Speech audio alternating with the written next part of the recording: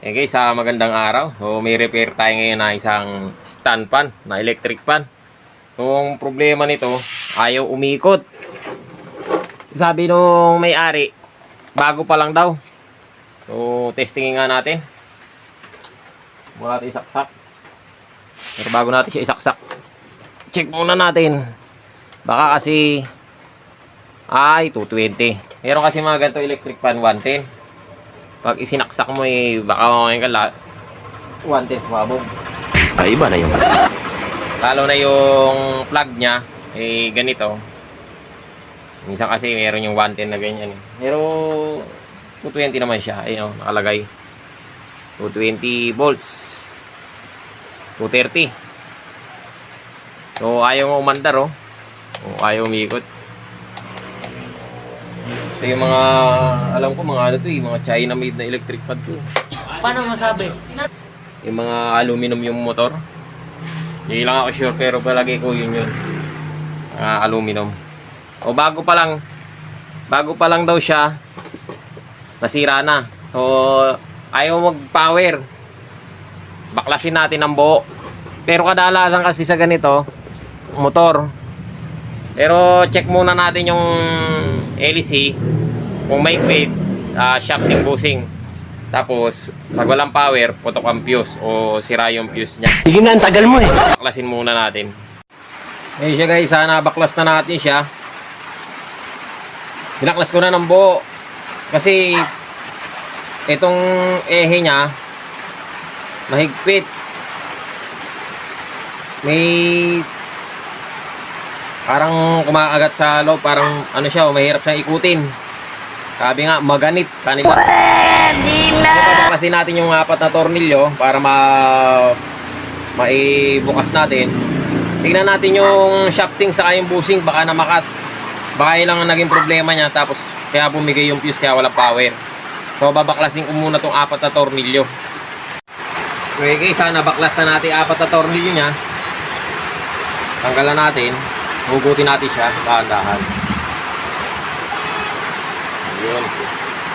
Tabi muna natin to.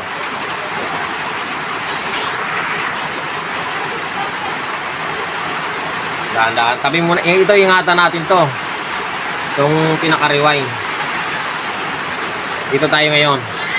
I-check natin. Ayun. Yung sa ilalim o sa likod, ano na, gastado na. Maitim na, oh. Nagkaroon na siya ng gasgas. Sa harap maayos pa, makinis pa yung harap. Pagdating dito sa likod, ayun ako, mapapansin ninyo yung likod, ano na siya, talagang sira na. Oo nga. Ang problema nito, shafting saka bushing. Bushing dito sa likod at shafting, itong mismong shafting nya. Ito. So tatanggalin natin niya, papalitan natin ng shafting, tapos yung bushing niya. Pero try muna natin linisin itong shafting. Pag grabe, palitin na. Ito ang palitin na. Palit na eh, oh. Oh.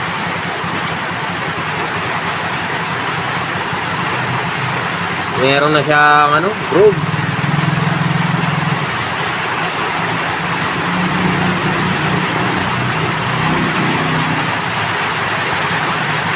Hindi na ito tatagal.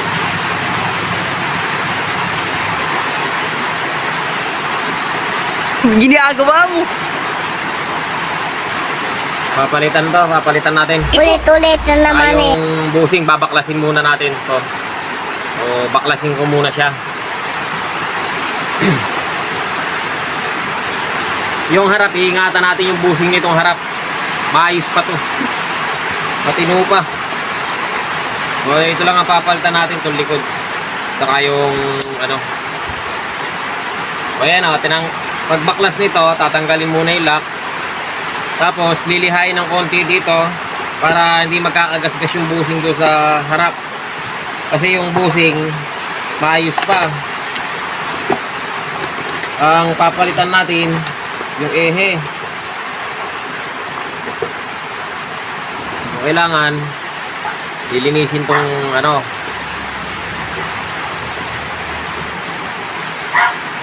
Yan.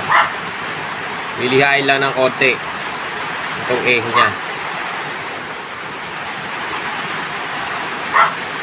Para kapag inilibas natin, hindi magagasgasan yung busing. Yon. Tapos dahan-dahanin ilabas. Yon. Galing ha? Okay, nailabas na natin. Tatabi na natin to. Maayos naman yan. So, ito ang tatanggalin natin. Shafting.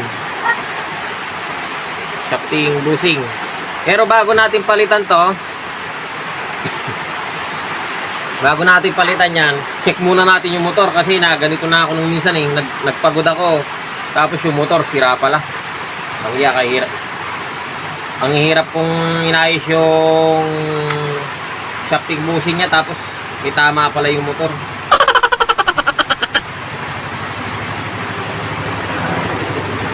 Dito muna tayo sa motor.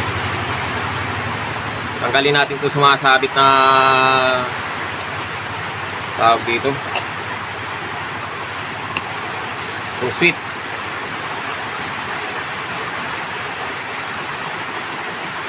Para magaan tayong gumalaw.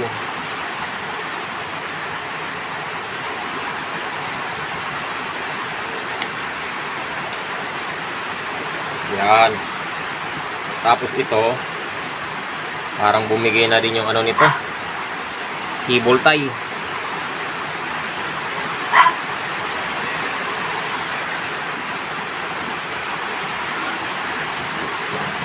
Pwede naman tong bypass, yung plus, pero mas maganda, palitan natin.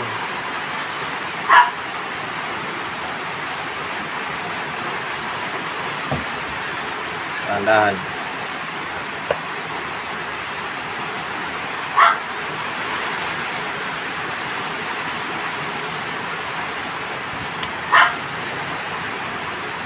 Yun, ako na bumigay na eh. Oh.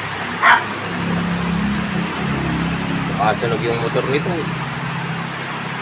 Hirapan tayo.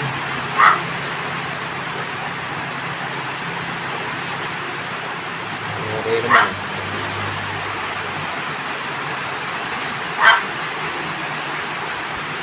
Check natin.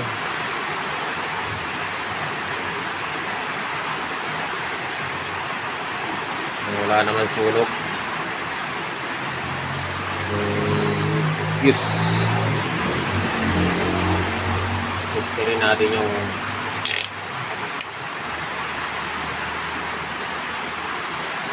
motor kung okay pa ba.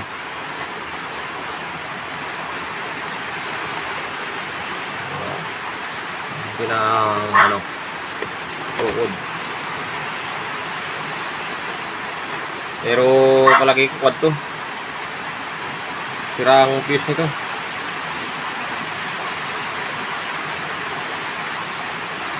Wala.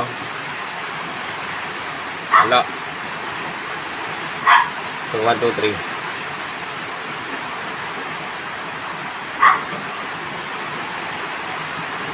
Good. Okay. Yung tester ang sira. Good. You know.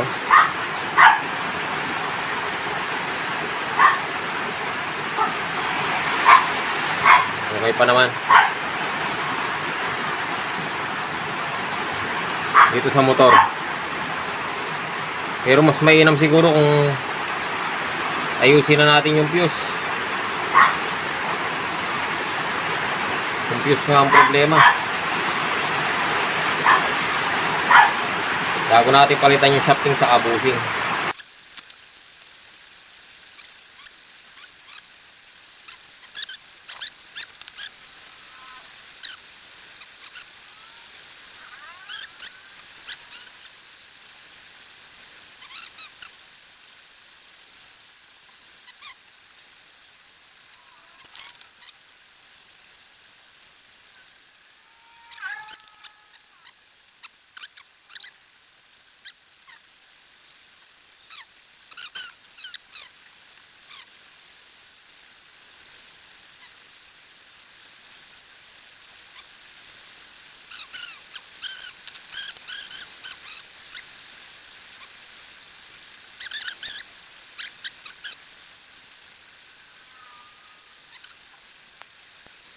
Yun.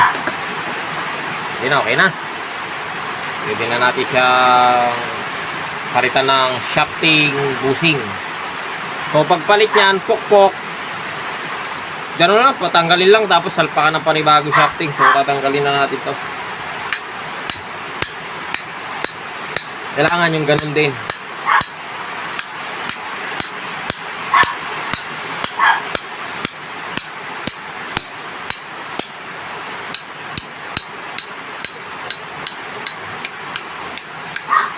Yun, tanggal na.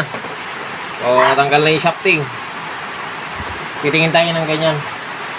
Sana mayroon pang kabila. Wala na yata. Oh, ito.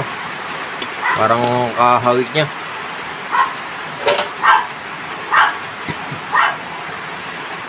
Yun. Tatapatin nyo lang na ganyan, no? O, ngayon, pag kumagat siya, o, ibig sabihin, magkamukha sila. Yun lang. So, papalitan natin. Shafting.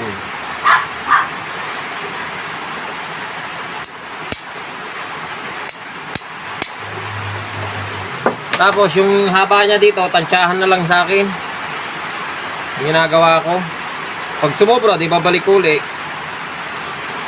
Pupukpuk ako doon sa kabila. O, di ba? Ganyan. Titignan mo lang. Pwede nyo naman sukatin yung dati, yung groove niya dito. Yung tapat ng, pero ako tinatansya ko na lang. Hindi baling kumukulang ng pagyawag lang sumusobra. Pag sumobra, uumpog kasi itong ehe sa gear, sa likod. Sasayad siya. O, ganun lang. Kasi noon na-experience ko sa ganito, sumobra sa pukpok, umaba yung lumagpas ito, sumobra, tumama siya sa gear sa likod. Kaya di ba rin kumukulang ng bagya, niigsi ng bagya, okay lang. Sige na, ang tagal mo eh. Huwag sobra. O yan, okay na. Napalitan na natin. Kabit natin yung spacer sa harap. Tapos yung busing sa likod. Ito yon. Tabi muna natin yan. Pagpapalit nito, tatanggalin tong gear. Pero tatandaan ninyo, bagay ito, madali lang kasi yung gatla niya dito, yun na sa ibabaw. Daanan ng wire. So, tanggalin natin yung gear. Tapos, pagpagin natin kunwari.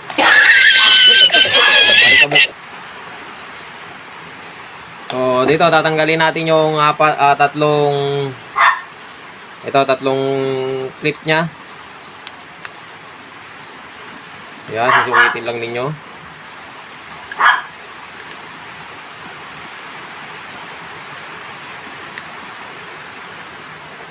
Malalay lang, huwag pakasobra sa nganga kasi pag sumobra sa nganga yan, mababali. Uy, ang daming nilagay na foam. Maliliit. Tanggalin na natin yung wala rin naman langis. So ito yung busing. Papalitan natin yung busing. Busing. Sira si busing. So, linisin natin itong lagayan ng busing. Baka marumi.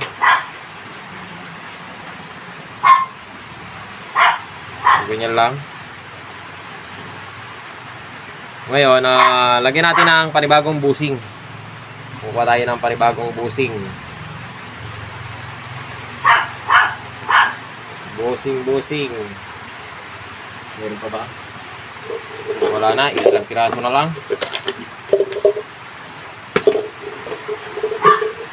Ayan. Nakabit natin. Ihip ng konti, parang madumi. Pero bago, ba't kadumi?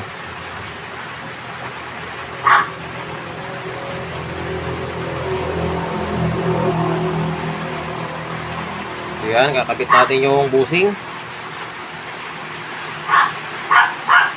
Lalagyan natin ng foam pala.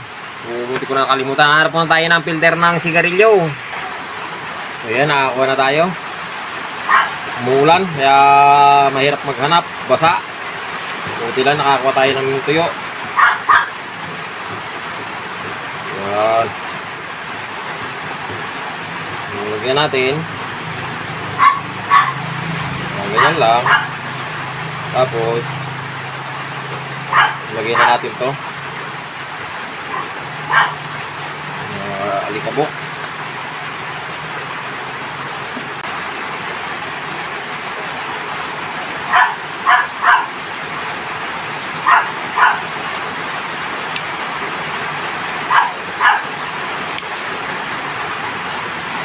Yan.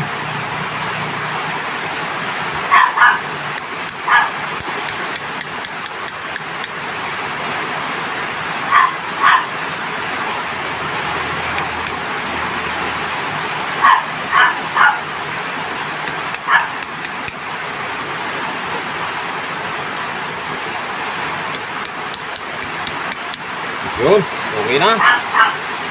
Lagyan natin ng langis. Langis na mantika.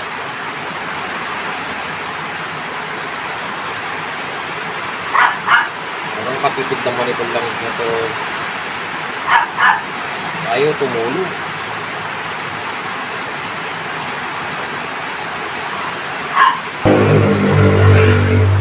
Makabasahan natin para matagal lang ano.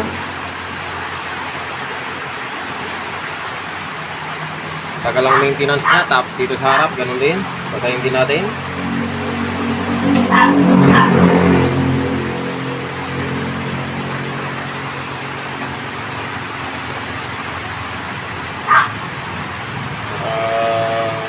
Matagal. Mandula shafting.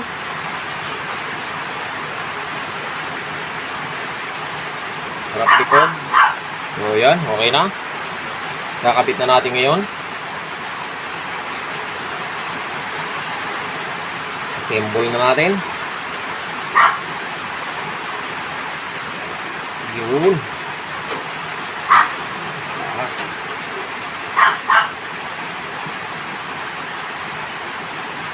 Ayaw. Ayaw makisama.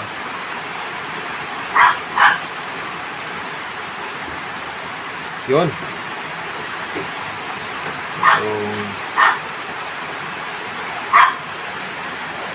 Yun. Ay, inam. Yun, oh. Tapos ito.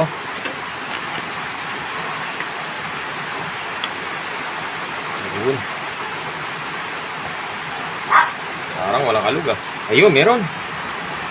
So, testingin nating tornilyo.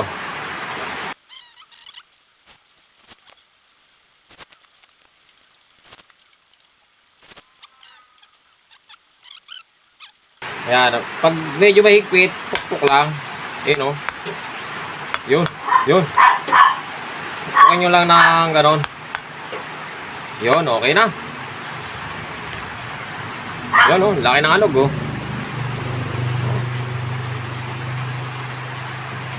Oh, diba? Pwede na yan. Mas maganda yan, may alog kaysa wala. Abot na natin yung lock ng LEC.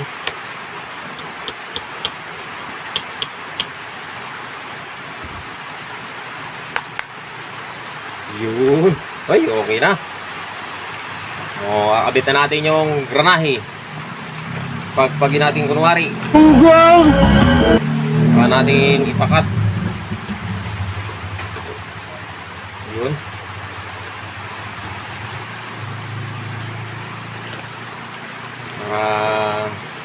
Testing kung okay ba yung gawa natin.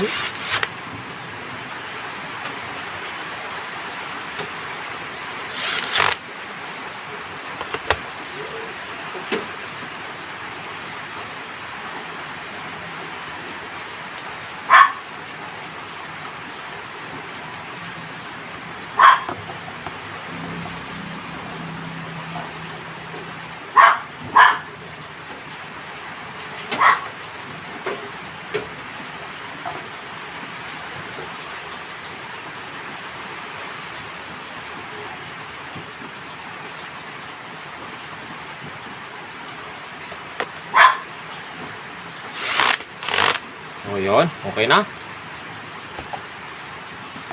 Pukpuk na magya.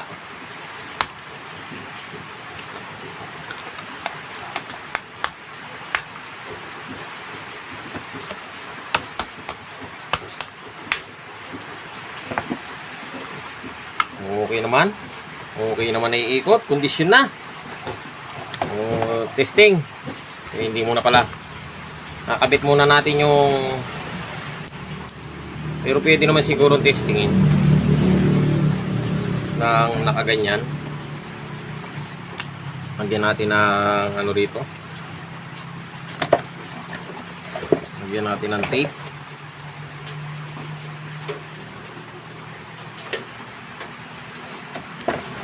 Para malaman natin kung iikot. Yan. Taas natin tong gear. Tapos yan, naka-number. Hindi ko alam kung number yan. Testing natin isaksak kung iikot. Ayun, umiikot na. Okay. Galingan tsamba mo, malakas eh. Lapit natin dito sa takip yung switch. Pero bago yan, lamusan natin ang basahan yung loob para may konsuelo naman si customer. Kanyang bagong electric fan nasira na. Nakabit natin yung itong ano, nakabit natin tong ang tawag dito,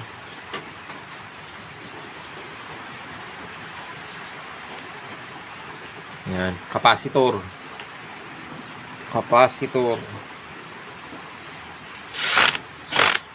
Yun, nakabit na. Susunod natin yung gear ay yung swing arms. Merong ano yan ito. Nalagay natin tong ang tawag dito, spacer ng swing arms. Ayan.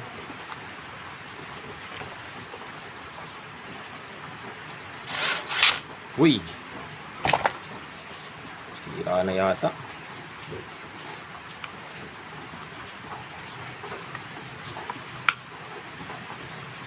Tanggalin natin itong ano, tape.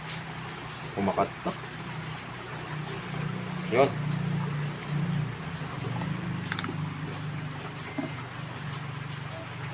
Kapit na natin para matesting natin. Kaya sa loob mayroon siyang tornilyo. Yun. Hindi nga naman na nakikita.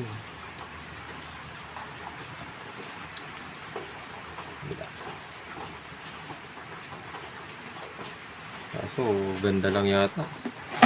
Walang tibay.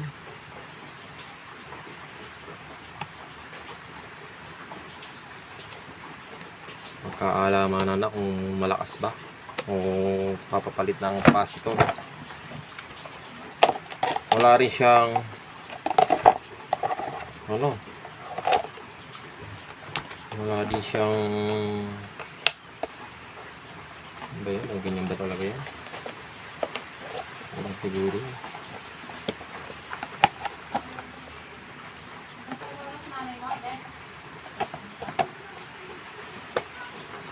Ganda yan.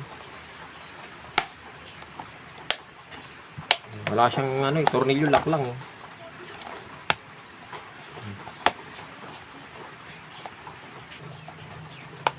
Ang hirap kasi nung ganito.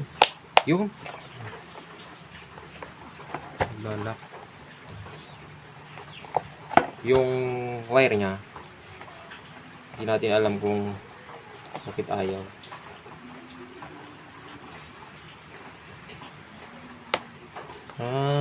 Naglalak kaya lang. Sira yung yata yung lock.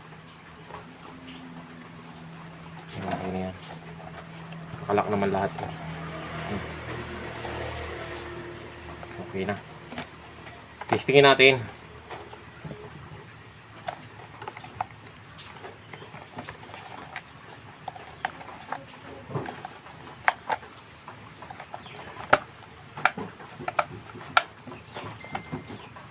ganitong electric fan, ganda lang.